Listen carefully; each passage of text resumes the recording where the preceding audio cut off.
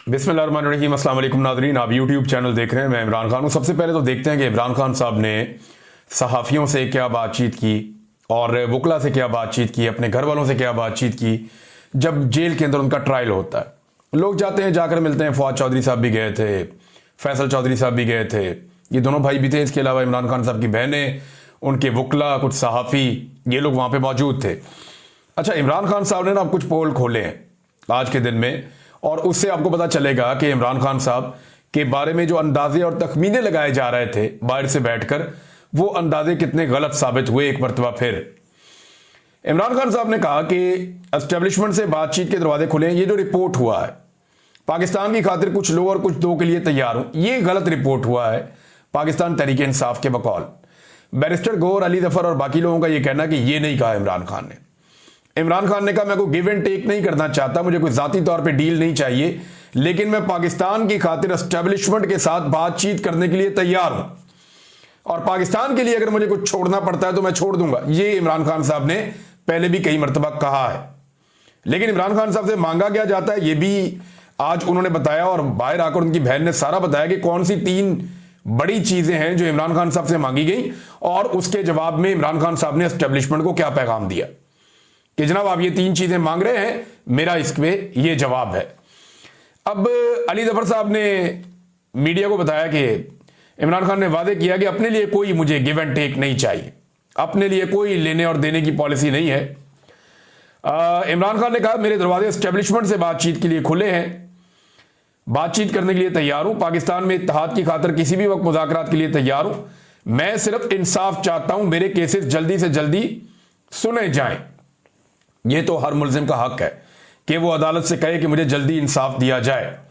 फिर इमरान खान साहब ने यह भी कहा कि एहतजाजी तहरीक का मैं ऐलान कर चुका हूं, 5 से 6 दिन में जो मेरी पार्टी की आदत है वो मुझे लायामल देगी, और इमरान खान साहब जब उसको ओके करेंगे तो एहतजाजी तहरीक चल जाएगी। अच्छा, ये इमरान खान साहब बार बार अपनी पार्टी को कह रहे हैं कि तगड़े हो जाओ, अब हमने पूरे पाकिस्तान में एहतजाज करना है। ये बात जो है वो अलीमा खान साहिबा ने भी बाहर आकर पैगाम दिया कारकुनों को, और हर तरफ से यही पैगाम आ रहा है कि इमरान खान साहब कह रहे हैं कि हम मजबूती के साथ खड़े हैं, अब वक्त आ गया है, आप फैसला करें कि आपने मजबूत होकर पाकिस्तान के लिए खड़े होना है।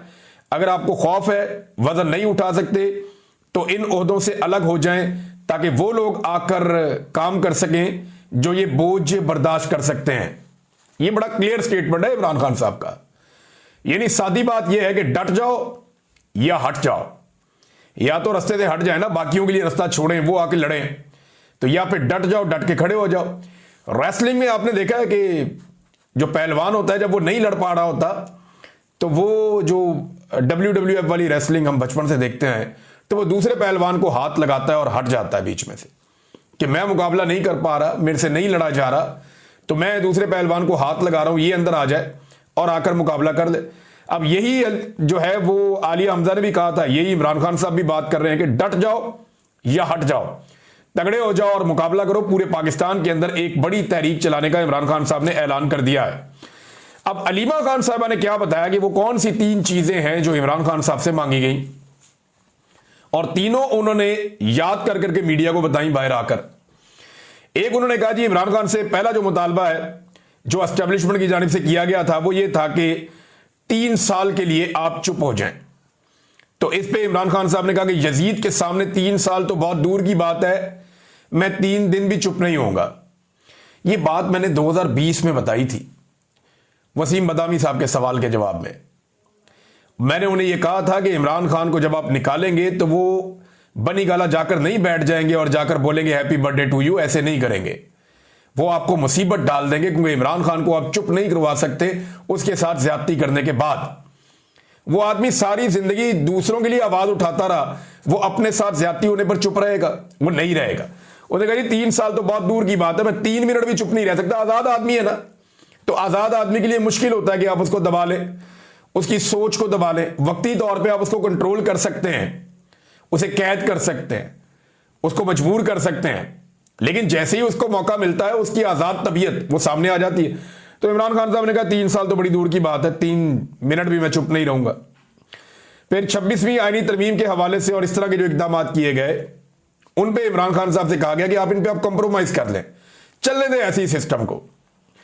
लेकिन इमरान खान साहब ने कहा कि रूल ऑफ लॉ पे हम कैसे कंप्रोमाइज कर लें, तहरीक का नाम ही तहरीक इंसाफ है, हम इंसाफ के लिए खड़े हैं, और आपने इदारों को तबाह कर दिया। अब 26वीं आईनी तरमीम के जरिए जो हुआ उसको अगर तस्लीम कर लिया तो पार्टी का मकसद तो खत्म हो गया। दूसरा जवाब इमरान खान साहब का यह है। और तीसरा मुतालबा इमरान खान साहब से किया जाता है कि 9 मई के ऊपर माफी मांग लें। इस पे तो इमरान खान साहब कैटेगोरिकली कहते हैं कि माफी वो लोग मांगे जिन्होंने 9 मई की सीसीटीवी फुटेज चोरी की, जिन्होंने लोगों को अगवा किया, तशद्दुद किया, जिन्होंने लोगों के घरों की चादर और चार दीवारी का तकद्दुस पामाल किया, और जिन्होंने लोगों के घर तोड़े।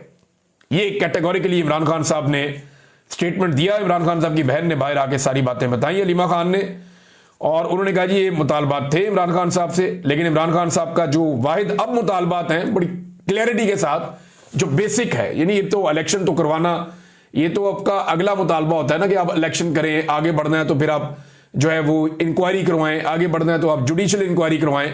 लेकिन जो बेसिक 2 एलिमेंट हैं उनके बारे में अलीमा खान ने कहा कि नंबर 1, इमरान खान मांगते हैं rule of law. Number 2, Imran Khan मानते हैं जमहूरियत की बहाली। इन 2 चीजों के बारे में इमरान खान साहब कह रहे हैं कि ये 2 चीजें दी जाएं मुझे, मेरे वतन को ये 2 चीजें चाहिए। नंबर 1, रूल ऑफ लॉ लेकर आए, ताकतवर को कानून के नीचे लेकर आए। ये नहीं हो सकता कि ताकतवर के लिए कानून कुछ और है, कमजोर के लिए कुछ और है।